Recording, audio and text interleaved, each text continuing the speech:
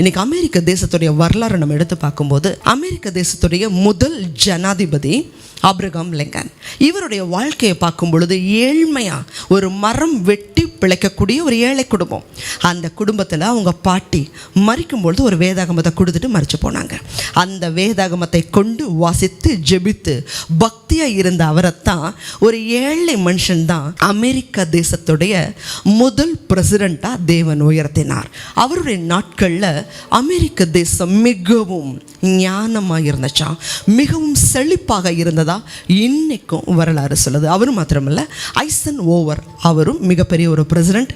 அவங்க எல்லாருமே தேவன்ட்ட ஆலோசனை கேட்டு நடத்தினதுனால அவங்க காலகட்டங்கள் அமெரிக்க தேசம் மிகவும் பலமாகவும் செழிப்பாகவும் இருந்துச்சா.